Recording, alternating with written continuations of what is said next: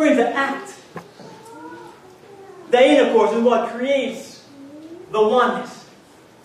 It is both a physical and a spiritual situation. That, friends, every single disease that you have, every single demon that you're fighting with becomes the other person's demon. It is a oneness that exists. You are sharing the demons. You're sharing the diseases. You have become one.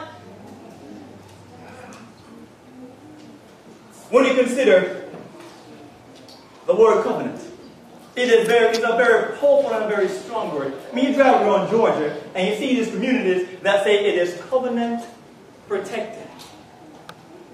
Very strong language. God always try to establish, or you always establish covenant relationship with his children. When we consider when he made a covenant with Abraham and the children of Israel, that he used circumcision as a sign. And they entered into a covenant relationship. But notice, friends, that the covenant that the Lord has made with his people, blood was always present. When they removed the foreskin, blood was present. And when the destroying angel was coming, and he made a covenant with the children of Israel, when I see the blood, I will pass over. In the sacrificial system, when they will go for forgiveness, the Bible says that there is no, without the shedding of blood, there is no remissions of sin.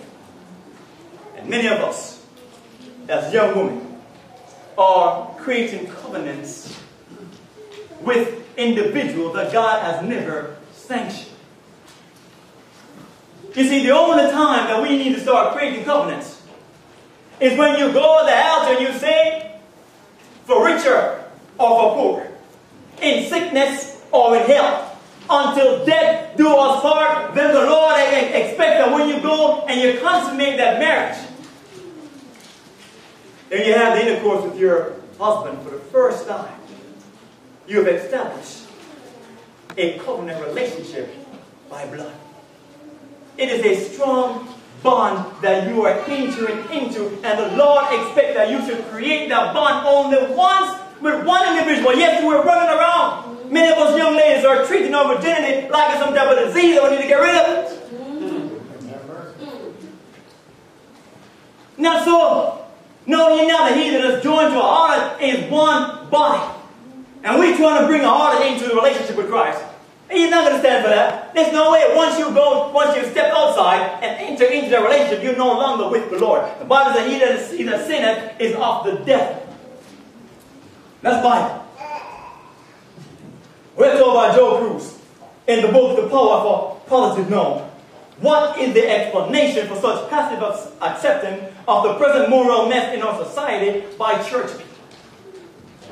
They do not speak out or take strong stands against their own, because their own convictions are too weak and they don't have the courage to practice what they preach. This is why religion has failed to impact or change the eroding morals of this spiritual and bankrupt generation. Too few Christians, he said, too few Christians are committed enough to take consistent, uncompromised stands against the social evils of the day. They cannot stand in the strength of a positive no, because their own weak wills are not fully persuaded to give up the pleasures of this world. Looking at fornication. 1 Thessalonians 4, verse 3 to 4 says, for this is the will of God, friends.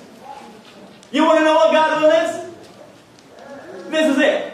This is the will of God, even your sanctification, that he should abstain from what, friends? From fornication. That every one of you should know how to possess his vessel. We should all know how to possess our vessel in sanctification and honor. Jude 7 adds to that by saying, even as Sodom and Gomorrah and the cities about them in like manner giving themselves over to fornication and going after strange flesh, are set forth an example, suffering the vengeance of eternal fire. I want us to understand that the base sin in Sodom and Gomorrah, the base sin in Sodom and Gomorrah was fornication. That was the base sin. You see, the base sin, friend, I mean, they couldn't marry back then because, I mean, back then there was no, homosexual didn't marry. There's no such thing as a homosexual man, but even if they were married, it's still sin because homosexual in itself is sin. And if you weren't married and you are fooling around with somebody else, it is also sin. So basically, the base sin, as the Bible says, was fornication. So get it, friends, and understand that it was destroyed. They suffered the vengeance of eternal fire because of fornication. It is a serious thing, friends. It is a serious thing. The law ain't plain, friends. I mean, it's a serious thing. We need to get away from fornication altogether. We're told on Romans chapter 1, verse 29, and also verse 32, being filled with all unrighteousness, fornication, wickedness, covetousness, maliciousness, full of envy, murder, debate, deceit, malignity, whispers. And then we are told in verse 32, who knowing the judgment of God that they which commit such things are worthy of what, friends? Of death. Those who commit fornication, the Bible says, is worthy of death. The Bible tells us the wages of sin is death. I want us to know that is one of the greatest disrespect for a man to stimulate the sexual feelings of a woman before time. Man, we need to stop trifling with the hearts of our sisters. Yes, we know they're the weaker vessel, and somehow we know the right thing to say and the right thing to do so they can do what we want them to do. Stop trifling with the heart of our sisters. When the men come over and say, I love, it's not love, friends, it's sin.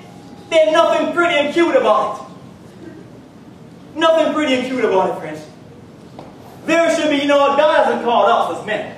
He has never given us a responsibility to tear down and destroy. He has never given us a call to go violate. We need to protect the purity of our sisters. There should be something within our hearts as men, as a warrior to protect their purity. There should be something within our hearts as men, as a king to provide.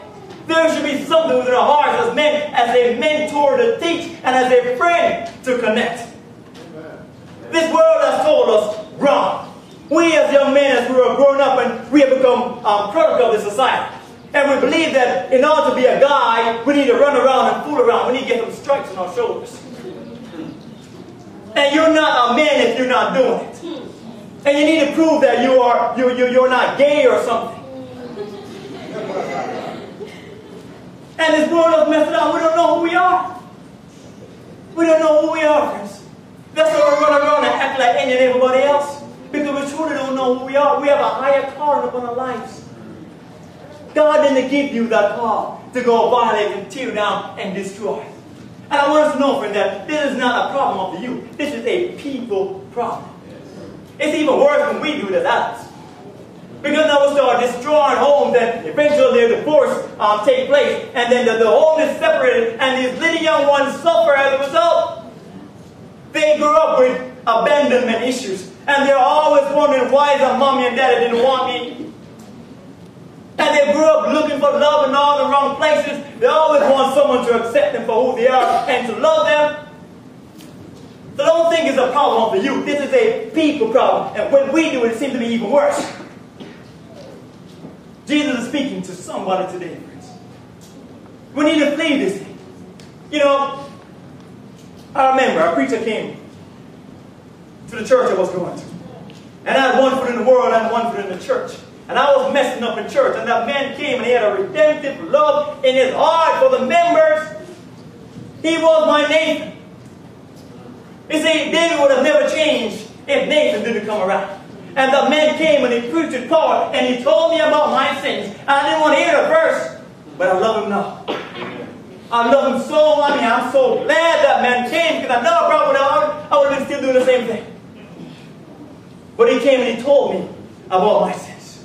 And I remember, friends, in 1998. In 1998, I went home.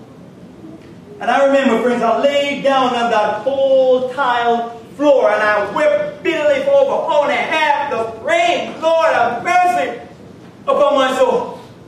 Like a lamb to the slaughter, you keep going back and somehow there is no strength.